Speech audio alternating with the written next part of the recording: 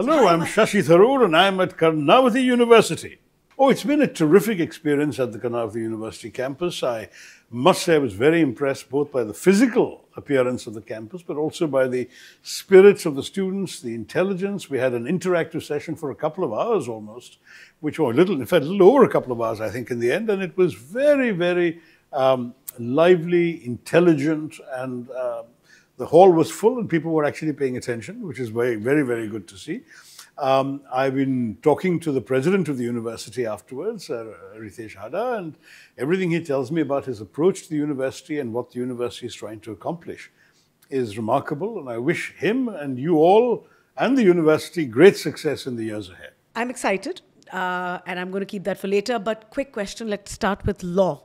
Dr. T, as a diplomat, as someone who understood policy in and out, where do you see the future of law, especially keeping legal aspirants in mind? I think law is indispensable for anything, for any walk of human endeavor. You have to know what the law is and stay on the right side of it. And you also have to know what the consequences are if you violate it. And at the same time, laws define rights, but they also define permissions. And I think it's important for people to be familiar with their own rights and how much they can do, what they can't do. So what does the law on freedom of speech mean? Does that entitle you to make hate speech? Does it entitle you to incite violence against others? Obviously not. How do you explain all of that? What do we think in terms of legal encouragement for certain kinds of actions and legal prohibitions for certain kinds of actions? All of this is very important. On the international plane, of course, we're on slightly more perilous ground. It's often been said that public international law is rather like what Napoleon said about the Holy Roman Empire, that it's neither holy nor Roman nor an empire. Yeah. And you could argue that it's neither public nor international nor law in the sense that no one can really enforce it. But at the same time, it's worth studying. And increasingly in a more globalized world, there are more and more international transactions. Certainly international commercial law is important. Criminals are now crossing borders, so international criminal law is important. There are whole new crimes coming into existence which cross all borders, cyber crimes, for example. And so I think international law too will start acquiring more real teeth when it comes to all of this. So to my mind, law is not only a sort of traditional subject, it's an increasingly relevant and arguably evolving subject that people should want to study. Journalism, therefore I'm looking at mass comm by and large. Journalism has changed. People like me have got very agitated, angry, and therefore left it. Because one, there's lack of neutrality. Two, there's a lot of voyeurism. And three, now with social media, everybody thinks they're a journalist, so they can just shoot and say. So one, where do you see this going, and what are the dangers, if you feel there are any? There are plenty of dangers, and the ones you identified are precisely the three that are most uppermost in most people's minds. But in addition, there's definitely the thought that we need trained professional journalists with certain ethics, a certain code, and certain standards. The problem is very often today, what passes even for mainstream journalism is violative of those basic things. There's very little fact-checking taking place because just as the other media is into the breaking news culture, the mainstream media feels obliged to be hot on their heels. They can't afford, they feel, to be out of there, so they don't check facts. There is this blurring of the distinction between fact and opinion, which is truly worrying because it does mean that that distinction that used to be there, that you report only the facts as you've been able to identify them, you indicate your sources, you indicate somebody didn't comment, or you tried to get the other point of view and they were not willing to cooperate, whatever it may be. All of these things are part and parcel of basic, what the Americans would call journalism 101. But that's not being practiced necessarily here. And certainly I myself have been a victim of some very irresponsible reporting over the years. And I do despair that we don't seem to maintain those basic standards. The third thing is the increasingly short attention span of the audience and of all those who use the products of journalism. So for example, in my own case, I write an article. No one reads the article. Somebody does a summary in one headline. And then the headline itself becomes the basis for all the subsequent controversies and stories. No one's actually gone back to the source. This kind of thing is widespread now.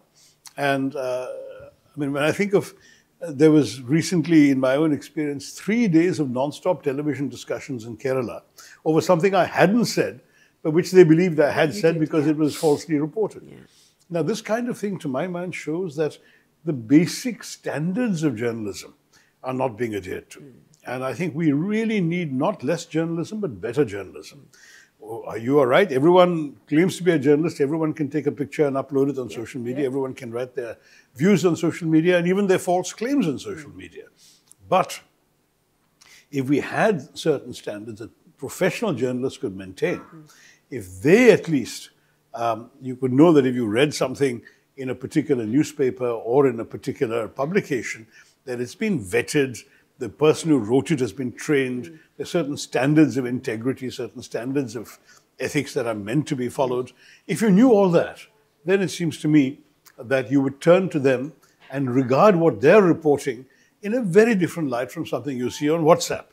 Right now, most people don't know the difference. They take as seriously what they see on WhatsApp as what they see in a print newspaper. And very often they're not wrong because the print newspaper has not got better standards than WhatsApp. Than WhatsApp, yes. And with Ajay sir sitting here, so he was also my boss, so therefore I just want to laugh, but which is true, I think. We keep saying that. So for me, the transition has been, I had a choice, and I would love to name him because I respect this man as well, Raj Kamal Shah, when I was with the Indian Express. So there was this one point where he told me, either you continue with journalism or you get into stand-up comedy, and I chose stand-up comedy only to realize at that point it was much better. The next question that I want to quickly ask you is... How do you go from stand-up comedy to academics? Well, academics was something... I love this flip of questions.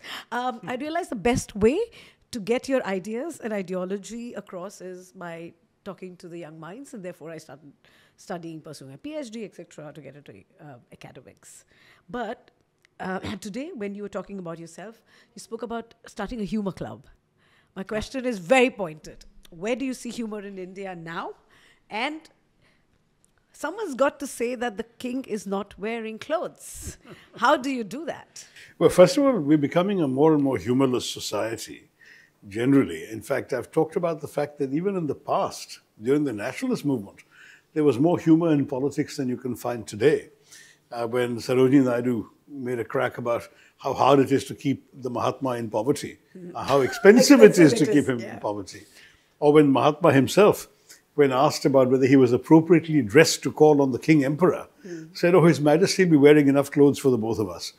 You know, I mean, that kind of sense of humor was there in our politics. It is simply no longer there. In fact, in my own experience of attempting humor in politics early on in my career, I realized the truth of Shakespeare's adage 500 years ago, that the success of a jest lies not in the tongue of the teller, but in the ear of the hearer. And the truth is that he's so right about Indian public life. It doesn't matter what you intended to say. You were trying to be witty, you're trying to be harmless, humorous.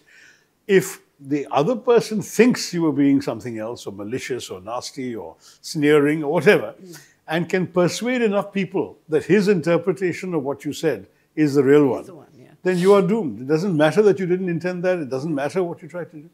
So after a while, you realize that you're better off not trying to be funny. The other complication, of course, in our public life is the multilinguality of it. That a joke that might work in one language may come across very badly in translation into 20 other languages, Indian languages, where the same resonance may not be there. So for the most part, I'm afraid I've tended to confine my wit to my own sort of circle of college friends or whatever, and stay fairly sober in public life, unless I'm reasonably sure that something I'm saying I can get away with, which is relatively rare. Yeah, and today we did see a Dr. T who was a little guarded. I was waiting for some explosive things. I mean, when the cameras are running and the mics are on, you don't want too many explosions. I know, the real interview starts when everything switches off. I wanted to quickly ask you about, we've already done liberal arts, but the future, because what's really happening is liberal arts has become a very fashionable thing. But even today, when you talk about the fact that you can do a mathematics with a music, is something the Indian parents are not really convinced about. So it's, even if there's a quick one that you can give us so that we could just use it. I welcome this possibility of multidisciplinarity, because I think life is too rich and full of range and possibilities to park yourself narrowly into a silo, especially at a young age.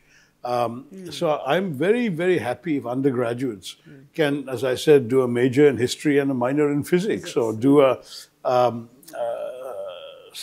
study subjects that traditionally in our country have not been allowed to be studied together. That kind of flexibility is new in our education, and I welcome it. But at the same time, it has to be affordable. As I said, with mathematics and music, many schools will not be able to do justice to the music part. Get a mathematics teacher and a blackboard. But where will you get the various rooms? Where will you get the various instruments, the different teachers for different kinds of music? And then who's going to pay for it? And these are things which are a genuine challenge in a country where resources still matter, where people have very limited disposable income, and where government is not devoting more resources to education. So for all of these reasons, I'm in favor of it, but I'm very guarded about it as an instrument of public policy, because public policy should be as much as possible about the benefit of the largest number. And I don't want our education, with all these good things, to be confined to an affluent elite that can afford it, and denied to those, the vast majority of our country, who need it but cannot afford it. Last question, and then we'll do a quick mentioning of the name from you. The question is, when we were talking to students and we're saying Dr. T is coming, they said, oh, but I'm not political, and would you want me to ask? As someone who has seen movements, as someone who believes that even that is political, you cannot be apolitical merely, you choose to wear something, you choose to eat something, you choose to be with. How do we tell as teachers, as artists, as the writers, that it's okay to be political? And what has been your sense of it when you speak to youngsters, and how do we deal with it? In a democracy, to begin with, that question oughtn't to be there. Of course, you can be as political as you wish to be. Right. And ultimately, everything comes down to political choices. I remember once a group of, it was class 12 girls, not older, but they were saying, oh, sir, we're not interested in politics. Yeah. To which I said, that's a pity, because politics is interested in you. Because politicians are making the decisions that will actually regulate all sorts of things in your life. The choices you have, what subjects you can study, where you can go, how much you pay, what the options are available to you. These decisions are being made by politicians. If you are indifferent to who those politicians are, you may get people making decisions you don't like, or you may get people who you feel are unworthy of you, whom you're not proud of, but rather ashamed of, ruling over you. So you better be serious about politics, because it does affect your daily life, whether you like it or not. I'm not saying everybody can be a politician, or even that everyone should take a detailed interest in that, but at least have a sense of what you want, what you don't want, be sufficiently informed about your political representatives to see what you want to support or what you want to oppose, and try and move forward. This is essentially the kind of set of options that everybody has. Every individual citizen in a democracy like ours has that right. To that degree, everything is political. But I'm not saying you've got to spend all your time worrying about which party did what to whom and so on. I hope that our country will be full of people with a wide range of interests, doing all sorts of interesting creative things. But I hope they will vote for politicians who will preserve their freedom to continue doing those interesting things. That's what they need to be aware of. Yeah, and that's a very scary point. I would love for you to... Any quick question, kiddos? Anything we're missing? Yes, shoot one. I'd love to talk about privilege and casteism, where there's this clear pattern of only if you feel like... Especially in urban educated areas, detaching themselves from caste realities that still affect millions of people every day. During a talk with Rajdeep Sardesai on Sahityaj, he mentioned a moment about a letter a Dalit woman had written to you, where she said that you people can think beyond caste because you have the luxury. That's right. It isn't just about the government, but it's also about everyday I had written a column defending Rajdeep, because Rajdeep had celebrated somebody getting something, I think a ministership or whatever, who was like him, a God Saraswat Brahmin. Yes. And he was massively attacked for casteism. And I said, I know the chap, he's not a casteist at all. In fact, he reflects a certain sensibility in the Indian elite that takes caste so little seriously that they think of it like belonging to the same club or the same school tie or the same, it's like, he also went to my college. It's that spirit it's all about. It's not more than that. And I said, for myself, I've never asked anybody's caste. I've hired cooks in my home without checking what caste they are.